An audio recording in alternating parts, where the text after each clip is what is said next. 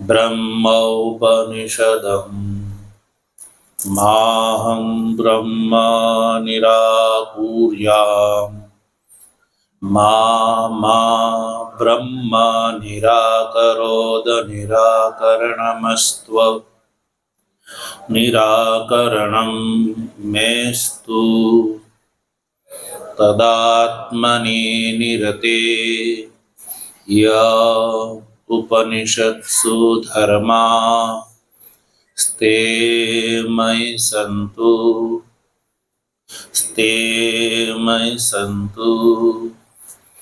ओम शांति शांति शांति। शंकरं शंकराचार्यं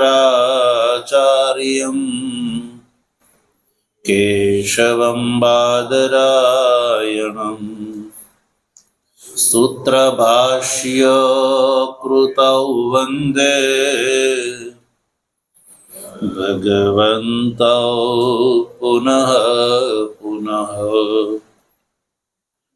ईश्वरो गुरुरात्मेति मूर्तिभेद विभागिने व्योमवद्व्याप्तदेहाय दक्षिणामूर्तये नमः। ओम शांति शांति शांति।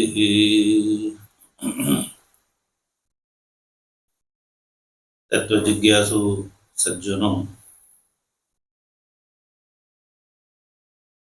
सामवेद की तलवकार शाखा अंतर्गत छांदोग्य उपनिषद का विचार हम लोग कर रहे हैं।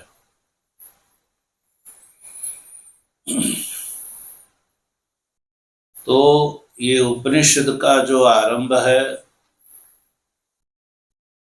वो अद्वैत आत्मविज्ञान के लिए है, जिसके मन में ये निश्चय हो गया कि वैदिक कर्म एवं उपासना सहित वैदिक कर्म का फल आत्यंतिकी पुरुषार्थ सिद्धि नहीं है, संसार अंतपाती ही फल है। आत्यंतिकी पुरुषार्थ सिद्धि अद्वैत आत्मविज्ञान के द्वारा ही संभव है और अद्वैत आत्मविज्ञान के द्वारा ही संसार की जो तीन गति है उनका हेतु जो कर्म, उसका उपमर्दन इस आत्म तत्व ज्ञान से ही संभव है। इस बात का जिसको निश्चय हो गया है वो गृहस्थाश्रम एवं वानप्रस्थ आश्रम का त्याग करके संन्यास ग्रहण कर लेता है। इसी को ऐषणात्रय का त्याग कहते हैं। और वो जो है इस उपनिषद का विचार करता है। ठीक है, अद्वैत आत्मविज्ञान का प्रतिपादन तो छठे, सातवें एवं आठवें 3 अध्याय के 3 प्रपाठक के द्वारा होगा। प्रथम 5 अध्याय में उपासना का वर्णन है। प्रथम 2 अध्यायों में कर्म समृद्धि फलक कर्मांग संबंधिनी उपासना का वर्णन है। और वो इसलिए कि गृही कर्म का अभ्यास अत्यधिक दृढ़तर है, उनको जटिति उपासना में चित्त को समर्पित करना कठिन होता है। इसलिए सबसे पहले कर्म के अंग के रूप में की जाने वाली जो उपासना है, जिसका फल कर्म के फल को समृद्ध करना है, इस उपासना का फल क्या है? कर्म के फल में समृद्धि को लाना। यही ये कर्मांग संबंधनी उपासना का फल है। इसलिए जो गृहस्थाश्रमी सोम याग, ज्योतिष्टोम याग करने के लिए जब प्रवृत्त है, तब उसमें होने वाले जो औद्गात्र, होत्र और अध्वर्यु जो प्रयोग होता है, उन 3 प्रयोगों में साम के द्वारा औद्गात्र प्रयोग होता है, जो उद्गाता के द्वारा किया जाता है।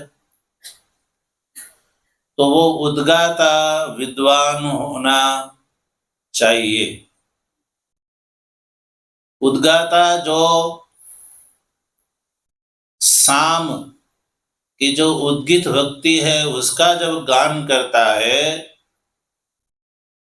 तो उस समय उसको ये जो अभी कल हम लोगों ने उपासना सुनी, उसका उनको बोध होना चाहिए। यदि वो बोध से युक्त है, विज्ञान से युक्त है, तो जैसे कहा कि यदेव विद्या करोति श्रद्धया उपनिषदा तदेव वीर्यवत्तरम भवति। तो वो उद्गाता यजमान के लिए सोम या ज्योतिष्टोम आदि याग का जो फल है, उस फल में समृद्धि प्रदान करने वाला हो जाता है।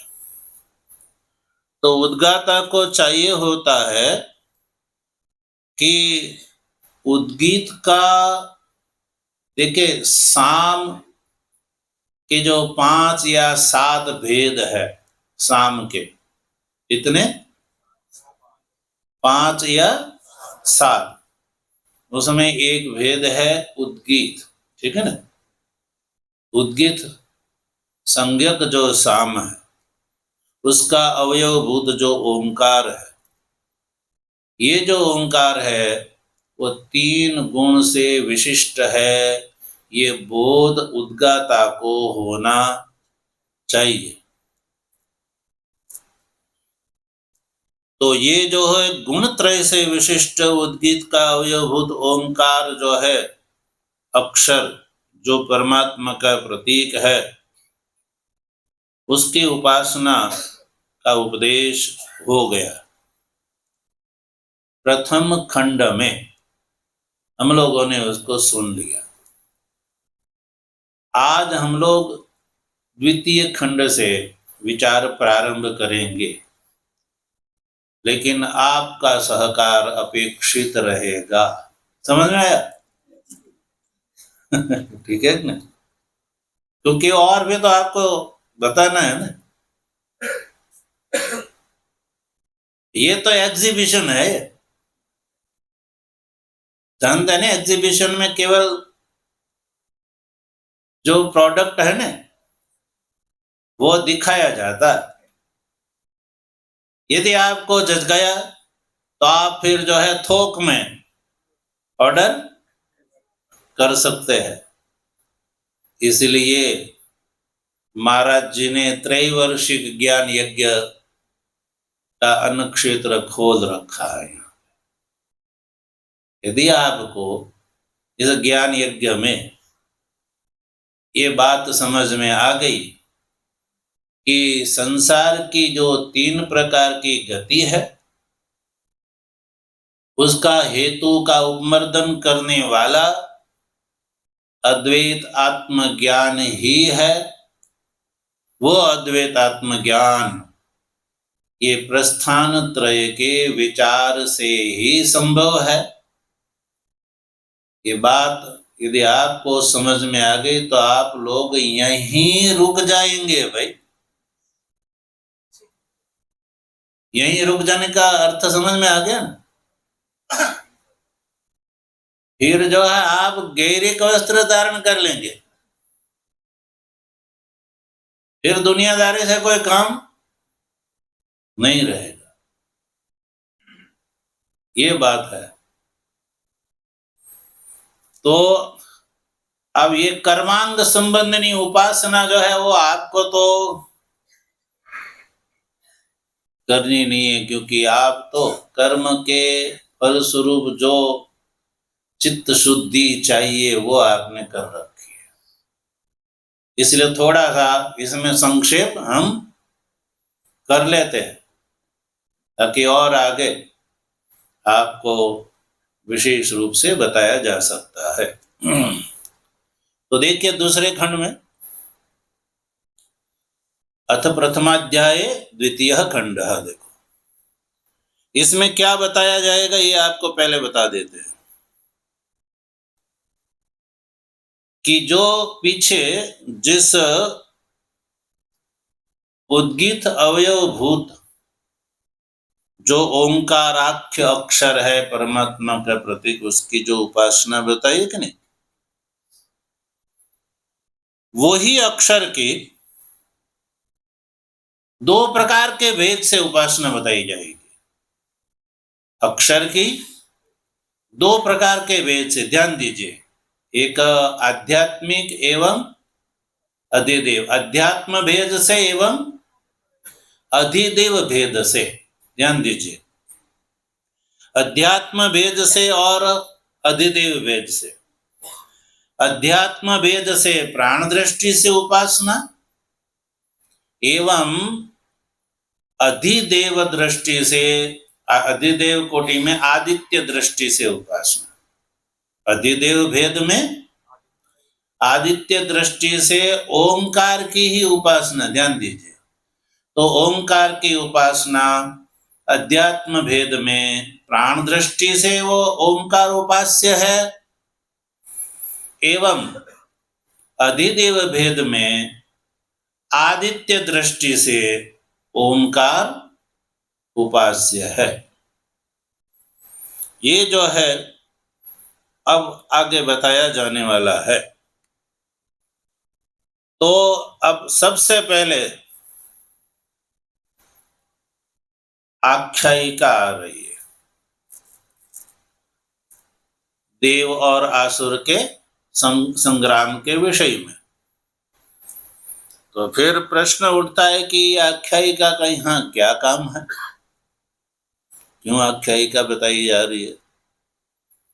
तो देखिए, पहले ये दो भेद बताए, आदित्य दृष्टि से उपास्य और प्राण दृष्टि से जो अक्षर उपास्य है। तो पहले प्राण दृष्टि से अक्षर की उपासना का विधान करना है। प्राण से यहाँ पर अभिप्राय है मुख्य प्राण, नासिका अंत संचारी नहीं, किंतु मुख्य प्राण। मुख्य प्राण ही क्यों उपास्य है? चक्षुरादि को भी तो प्राण कहते हैं ना, तो वो क्यों उपास्य नहीं है? तो वो दोष से ग्रस्त है। चक्षुरादि सब दोष से ग्रस्त है और प्राण है वो विशुद्ध है। इसलिए ओंकार की आप उपासना कर रहे हैं तो वो प्राण दृष्टि से करेंगे, चक्षुरादि दृष्टि से नहीं करेंगे। मुख्य प्राण उपास्य है, ये जो है बताना है, उसमें विशुद्धि गुण है, ये आपको बोध हो जाए, इसलिए विचार किया जा रहा है। पढ़ लेते हैं ताकि आपको फिर सार रूप से बता दें। देवासुराः वै यत्र संयेतिर उभये प्राजापत्या तद्ध देवा उद्गितमाजहरु अनेन एनान् अविभविष्याम इति। तेह नासिक्यं घ्राण प्राणम् उद्गितम् उपासाञ्चक्रिरे तमः असुराः पाप्मना विविदुः तस्मात् तेन उभयं जिघ्रति सुरभि च दुर्गन्धि च पाप्मना हि एष विद्धः। अतः वाचमुद्गितमुपासाञ्चक्रिरे तामः असुराः पाप्मना विविदुः तस्मात् तया उभयं वदति सत्यं च अनृतं च पाप्मना हि एषा विद्धा।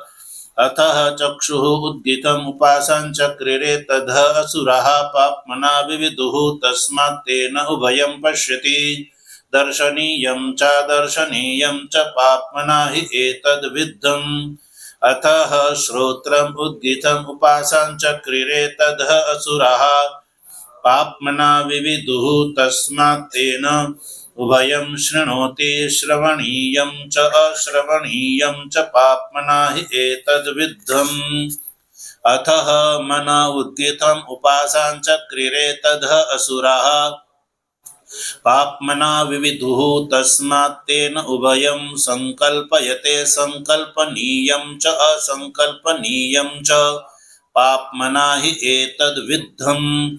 अतः य एव अयं मुख्यः प्राणः तम् उद्गितम् उपासाञ्चक्रिरे तमः असुरा हृत्वा विदधन्सु यथा अश्मानम् आखणं मृत्वा विध्वंसेत् एवं यथा अश्मानम् आखणं मृत्वा विध्वंसत एवं ह एव स विध्वंसते।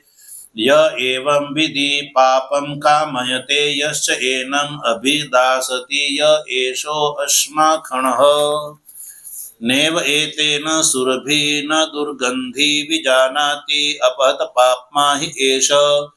तेन यद् अश्नाति यत् पिबति तेन इतरान् प्राणान् अवति एतम् उ एव अन्ततः अवित्वा उत्क्रामति व्याददाति एव अन्ततः इति। यहाँ तक जो है ये प्राण है वो विशुद्ध है, ये बात का प्रतिपादन हो जाता है। ऐसे देख लो, प्रथम कंडिका में आ जाइए। देव असुरा, देवा असुरा हवे यत्र संयेतिरः।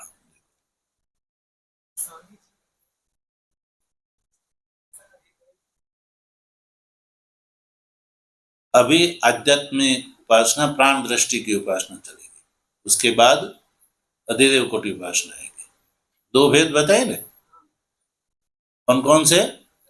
अध्यात्म भेद एवं अधिदेव भेद।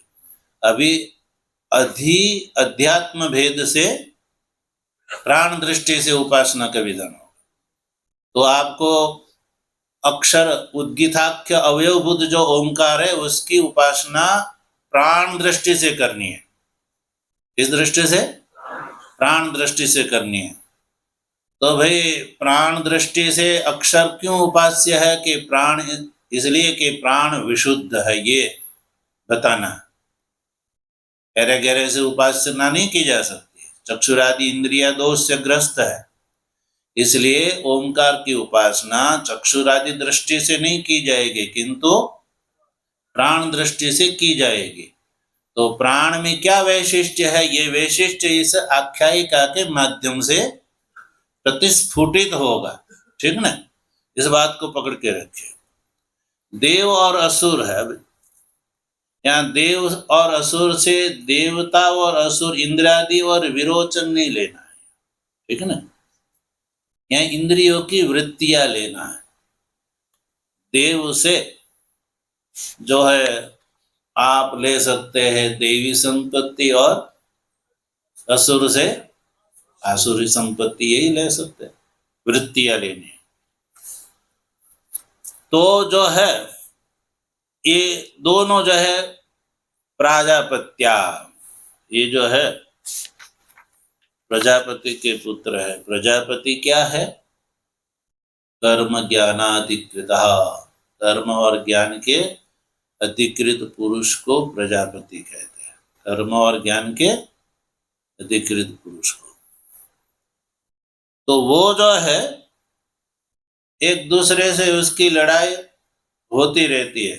कभी आपकी देवी वृत्ति बलवान हो जाती है, कभी आसुरी वृत्ति बलवान हो जाती है। तो देवी वृत्ति जो है आसुरी वृत्ति से सब अभिभूत हो जाती है, तो उन्होंने जो है उद्गीत की उपासना करने की चाहिए। उद्गीतम आजहरू, उद्गीत से अभिप्राय है उद्गीत भक्ति उपलक्षित औद्गात्र कर्म। क्या है? औद्गात्र कर्म का जो है उन्हें आहरण किया, इस दृष्टि से कि इससे कि हम लोग जो है असुर का पराभव कर लेंगे, इस दृष्टि से असुर का पराभव कर लेंगे, इस अभिप्राय से उन्होंने जो है उद्गीतम आजहरू यानी उद्गीत भक्ति उपलक्षित औद्गात्र कर्म ज्योतिष्टोम याग के अंग के रूप में, ये बात ध्यान में रखिए। ये कौन सी उपासना चल रही है?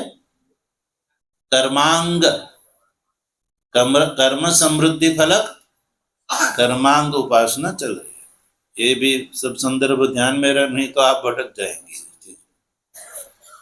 तो इस अभिप्राय से उन्होंने फिर जो है नासिक के प्राण का उन्होंने आश्रय किया। तो वो जो असुरों ने उसको जो है विविधु यानी जो उसको दोष से ग्रस्त कर लिया, यानी विविधु यानी विद्वंतः, अपने दोष से उसको संसर्ग कर लिया, यानी अपना दोष को उसमें डाल दिया।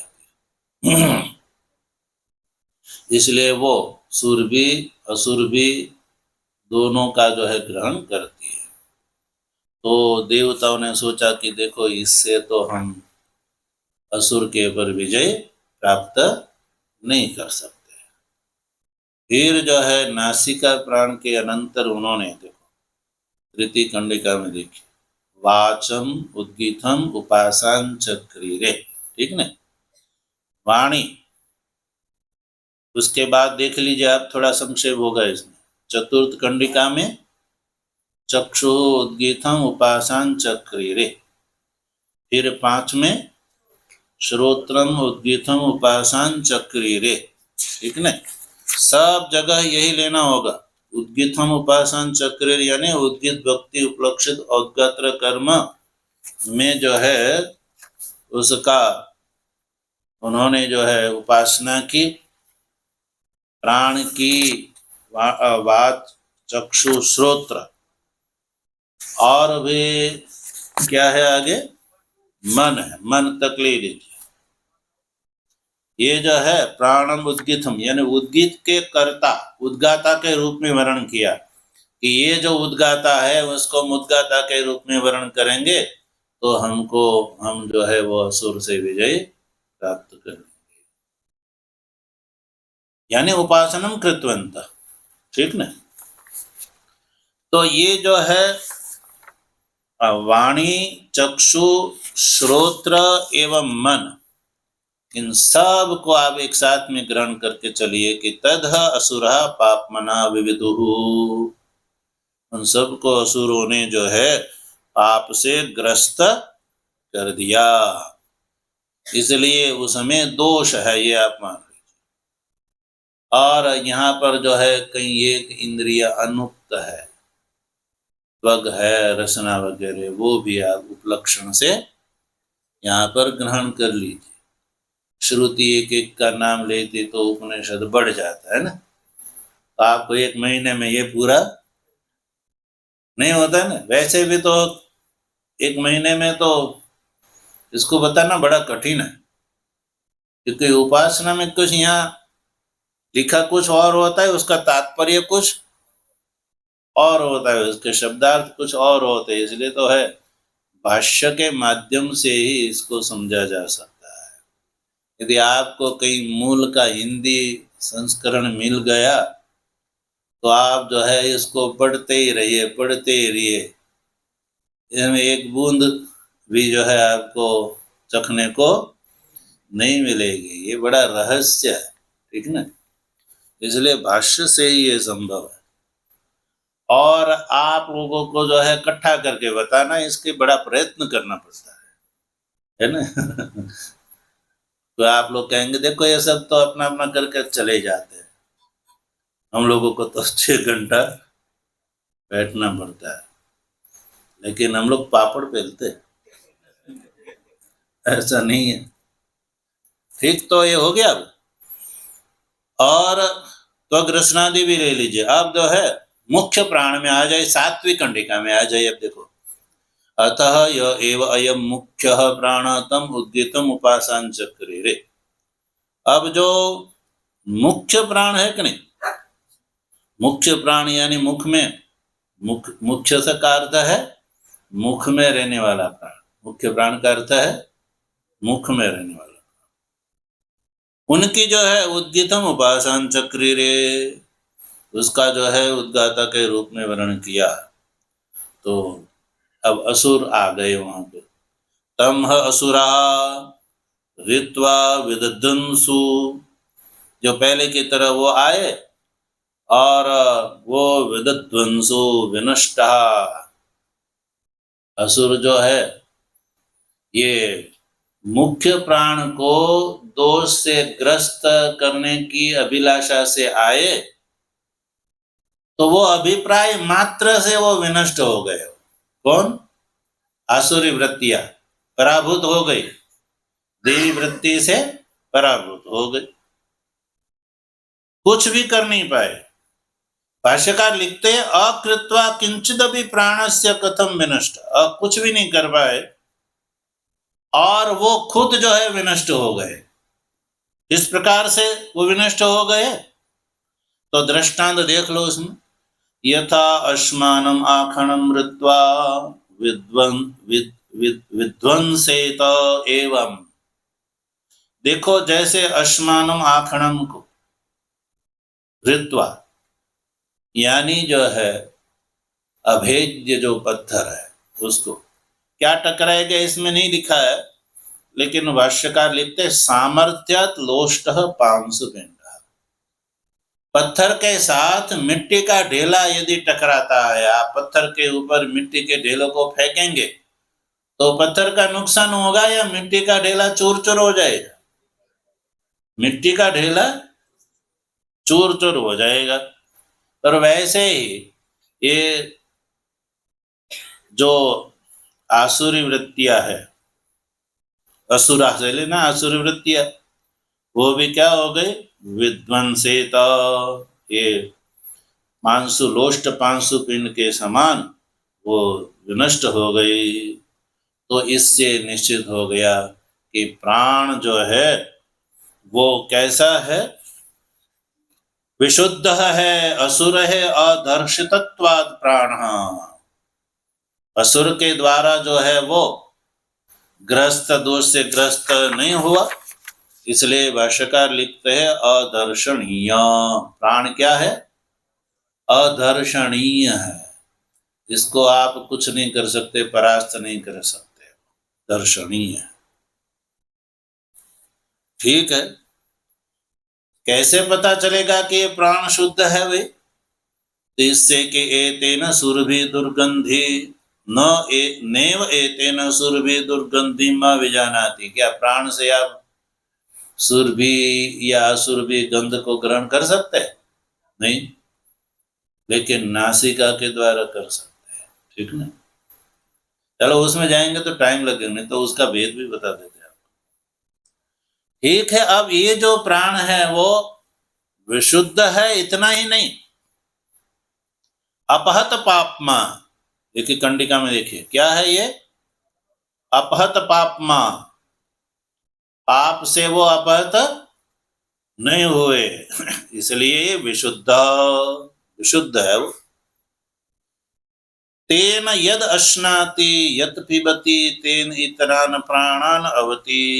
देखो ये जो है मुख्य प्राण के द्वारा ही आप खाते पीते हैं, अब जो भोजन करते हैं वो मुख्य प्राण के रहते ही। मुख्येन यद अश्नाति यद पिबति, जो भी भोजन करते हैं, पानी पीते हैं, तो उससे क्या होता है? इतरान घ्राणादीन आहुति, समग्र कार्यकरण संघात जो है वो उपकृत होता है। और इतना ही नहीं, एतम उ एव अंततः अवित्वा उत्क्रामति व्याददाति एव अंततः इति। देखिए, जो प्राण है ना, वो सर्वम भरः है, अकेला नहीं खाता है, पूरे कार्यकरण संघात का भरण पोषण वो करता है। और अन्य इंद्रिय है ना, वो आत्मंबर है। आत्मंबर समझिए, अपना अपना करना भी, दूसरे का कुछ भी हो जाए। इसको क्या कहते हैं? स्वार्थी नहीं कहते। लोक में ऐसे व्यक्ति जो होते हैं उसको अच्छा मानते, दूसरे को खिला के खाना चाहिए, दूसरे का लेकर के यदि खाने वाला है तो ये आत्मंबर है, दूसरे को खिला करके खाता है तो वो सर्वंबर है। इसलिए ईश्वर के लिए विश्वंबर शब्द का प्रयोग होता है। सारे विश्व का भरण पोषण वो ईश्वर करता है। ठीक है।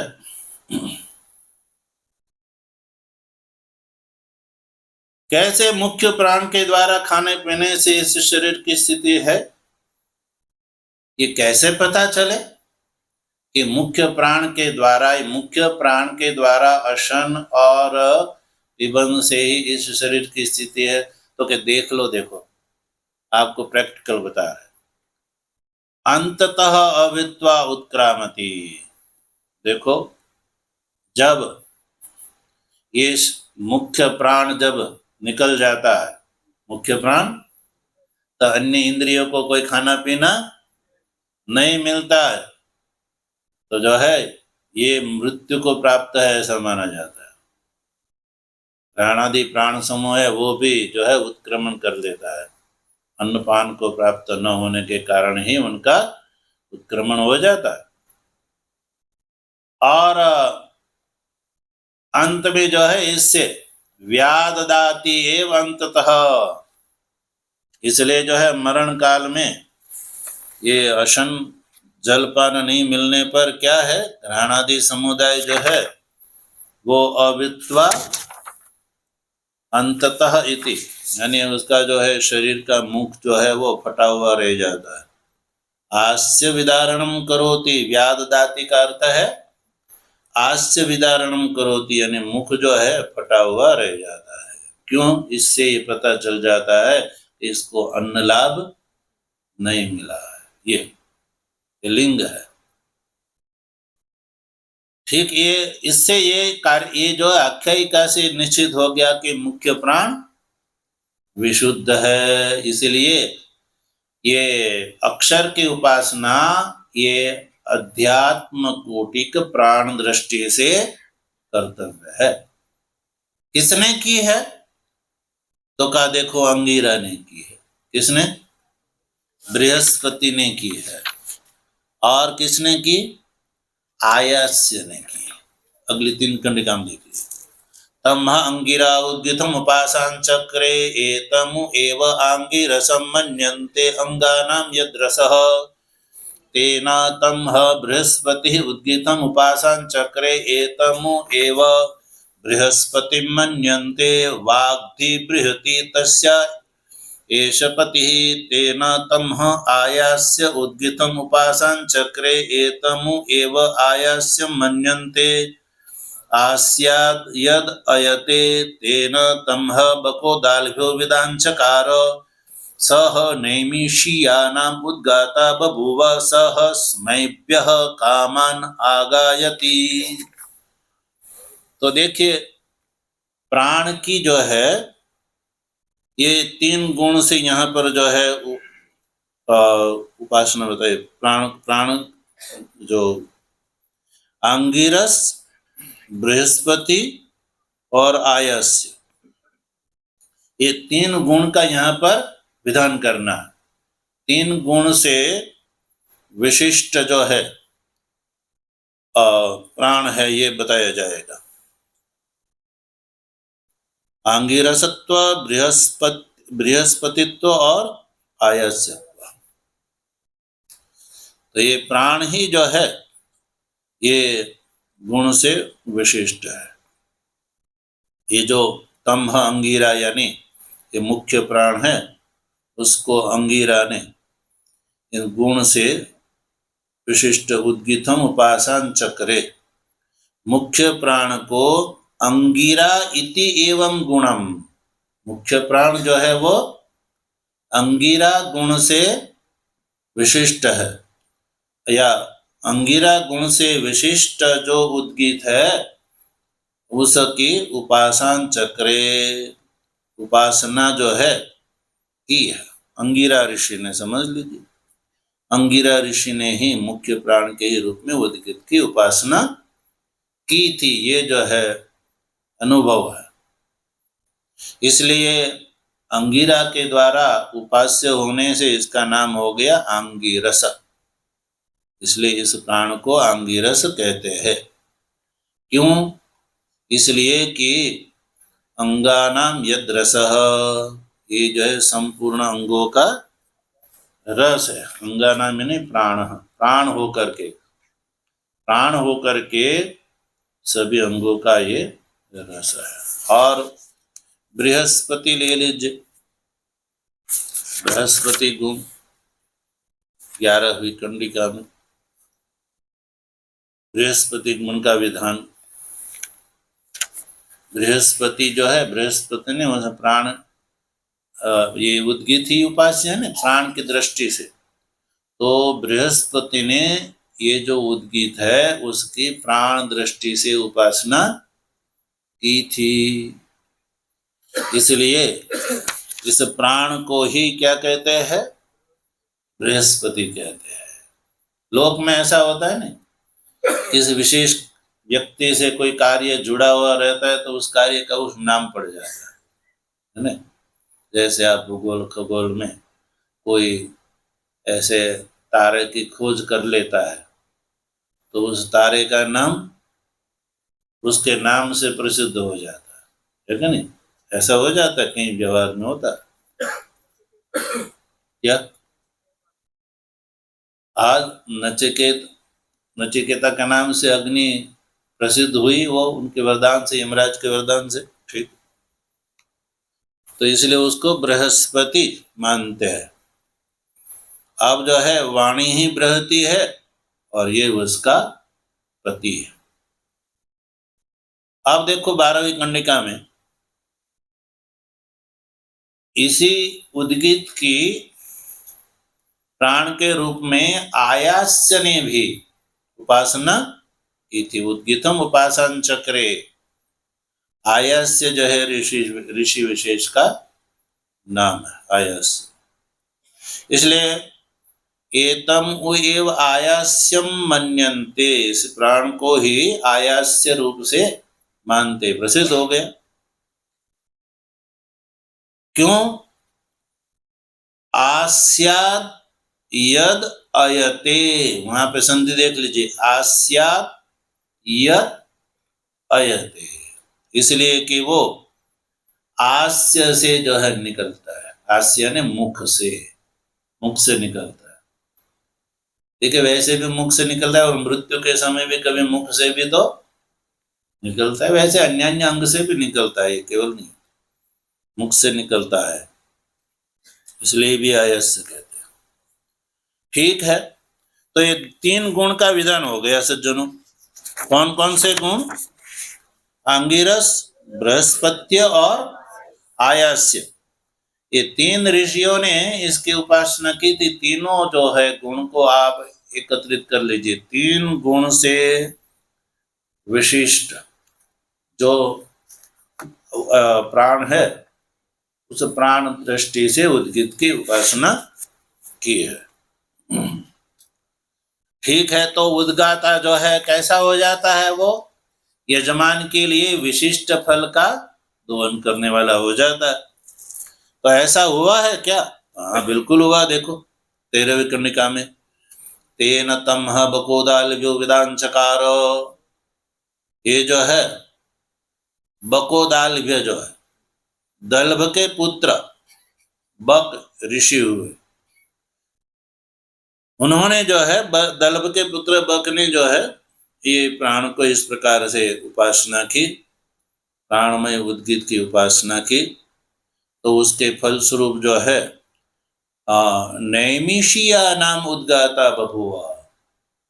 तो नैमिषीय यानी नैमिषारण्य में जब यज्ञ हो रहा था तो उस समय उद्गाता के रूप में किसका वर्ण किया जाए? तो ये जो है बक बड़े फेमस हो गए थे। बक जो इस उपासना के फलस्वरूप फेमस हो गए थे, इसलिए कहा कि उसको उद्गाता के रूप में वर्ण करना चाहिए। तब नैमिषीय जो यज्ञ करने वाले थे उन्होंने बकदाल्भ्य को कहा कि आप पधारिए